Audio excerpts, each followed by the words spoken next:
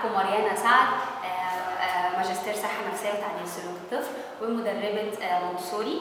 النهارده هقدم لحضراتكم نشاط جديد من مركز الحياة العملية.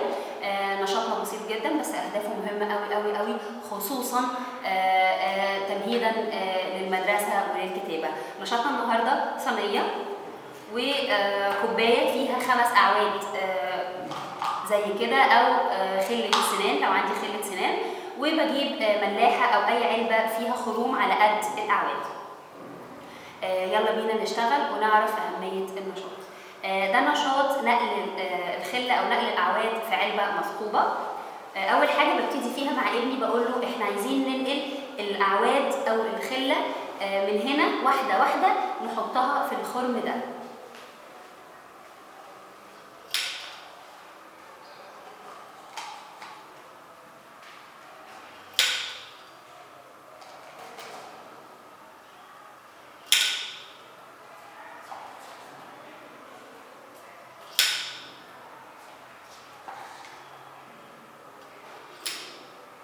احنا كده خلصنا. تحب تشتغل بالنشاط ده وبعرض على ابني وبخليه بعد كده عنده هو حريه الاختيار اذا كان يحب يشتغل بيه ولا لا. النشاط ده مهم قوي لانه تمهيدا ما قبل الكتابه، بيمسك العود او الخله بنفس مسكه القلم، بيعمل عنده انتباه وتركيز، بيبقى مركز جدا ان العود لازم ينزل في نفس الخرم. كمان بيعمل تآزر بصري حركي. شكرا لحضراتكم.